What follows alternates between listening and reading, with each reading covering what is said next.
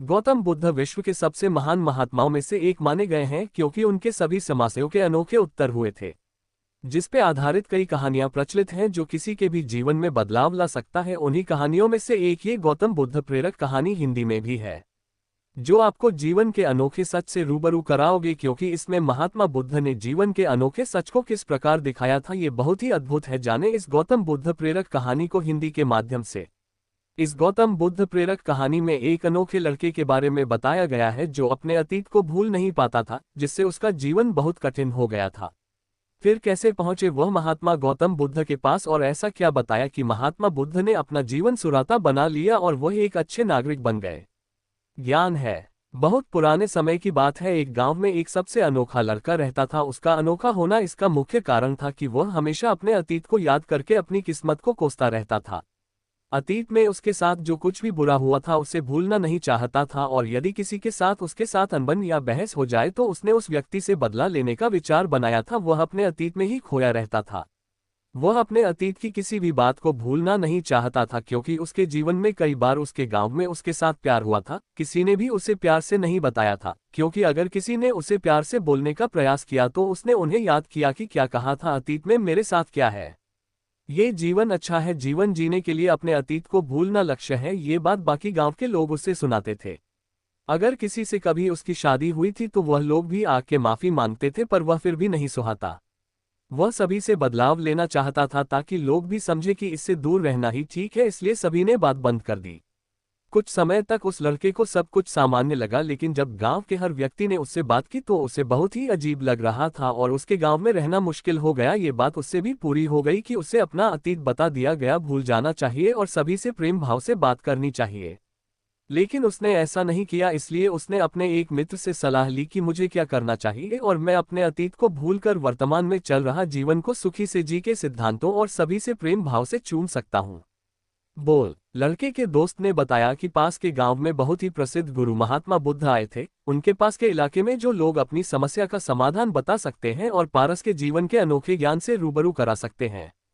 दूसरे दिन सुबह सूरज रवाना होने से पहले ही महात्मा बुद्ध से मिलने के लिए गांव से पैदल ही चला दिया। काफी देर तक पैदल चलने के बाद वह दूसरे गांव में महात्मा बुद्ध के प्रवचन स्थल पर पहुंचे। उनका प्रश्न सबसे अनोखा था, इसलिए उन्होंने महात्मा बुद्ध से अकेले में बात करने का निर्णय लिया और प्रवचन समाप्त होने का काफी देर तक इंतजार किया गया, जिसके बाद लोग वहां से चले गए। सिर्फ महात्मा बुद्ध और उनके कुछ प्रमुख शिष्य ही वहां पर थे। लड़के ने महात्मा बुद्ध के पास जाकर उन्हें प्रणाम किया। लड़के ने महात्मा बुद्ध को प्रणाम करने के बाद महात्मा बुद्ध को अपने जीवन की चल रही स्थिति के बारे में बताया।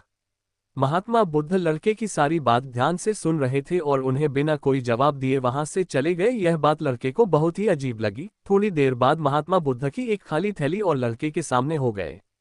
उन्होंने लड़के से कहा कि बताओ इस ग्लास का वजन कितना होगा। लड़के ने कहा बहुत कम वजन है इस ग्लास के। महात्मा बुद्ध ने कहा अगर मैं इस ग्लास को पकड़कर 1 घंटे तक खड़ा रहूं तो कैसा बेकार। लड़के ने कहा तुम्हें बहुत ही अजीब है स्थान, लेकिन आपका हाथ ठीक हो सकता है। तब महात्मा बुद्ध ने कहा था कि क्या हो अगर मैं इस ग्लास को 5 घंटे तक पकड़कर खड़ा रहूं। लड़के ने कहा तब तो आपका हाथ भी सुन सकता है और दर्द के मारे आपका हाल बेहाल भी हो सकता है, क्योंकि हाथ अकड़ जाएगा जिससे मसाले में दर्द होगा जो बहुत ही ज्यादा दर्द देता है। तब महात्मा बुद्ध ने कहा था क्या हो अगर तुम इस गिलास को पूरे दिन पकड़कर रखना, क्या पता महीनों तक वह दर्द ठीक ही ना हो, इसलिए ऐसा करना बिल्कुल ही बेकार निर्णय है। महात्मा बुद्ध ने लड़के से कहा था कि लेकिन तुम तो ऐसे ही कर रहे हो, अपने जीवन के दुखों को इसी प्रकार पकड़कर रखा है जो कि पीड़ा दे रहे हो।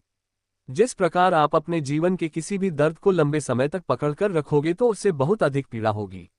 महात्मा बुद्ध ने कहा था कि जीवन में आगे बढ़ने के लिए हमें बार बार अतीत को भूलना होता है, क्योंकि अतीत हमारे जीवन का वह काला सच है जिसे हम कभी नहीं बदल सकते, लेकिन वह भविष्य है जिसे हम बदल सकते हैं। जो हम आज करेंगे वह हमें करने को मिलेगा, इसलिए हमेशा भविष्य के लिए काम करें। अतीत हमें कुछ नहीं देता, बस वह हमें दुख देता है और पीड़ा देता है जिसे हम बदल नहीं सकते।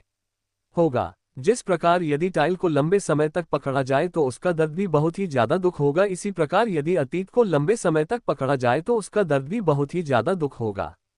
लड़के को उसकी जिंदगी की अनोखी सीख मिल गई थी और उसे समझ आया था जिंदगी की अनोखी सच्चाई। इसलिए उन्होंने महात्मा बुद्ध को धन्यवाद देकर प्रार्थना की और अपने गांव की ओर चले गए। उन्होंने सभी से प्रेम भाव से बोलना शुरू किया। इसके बाद उनका जीवन धीरे धीरे बेहतर होने लगा और वह एक सामान्य और बेहतर जीवन जीने लगे। इस Gautam Buddha motivational story in Hindi से सीखे कि हमें अपने अतीत को भूलकर आने वाले भविष्य के लिए जीवन जीना चाहिए। भविष्य को बेहतर बनाने के लिए वर्तमान समय में अच्छे कार्य करने चाहिए। यदि हम अतीत को भूलने का प्रयास नहीं करेंगे तो वह हमारे जीवन को बर्बाद कर देगा। जिस प्रकार के पैनल को लंबे समय तक के लिए प्रोटीन से शारीरिक कष्ट होता है, उसी प्रकार के अतीत को लंबे समय तक पड़े रहने से वह हमारे जीवन को कष्ट पहुंचाकर बना देता है, जिससे हम कभी भी जीवन में आगे न बढ़ सके। इसलिए हमेशा बेहतर भविष्य के लिए काम करें और अतीत को भूलने का प्रयास करें, तभी जीवन में सफलता मिल सके।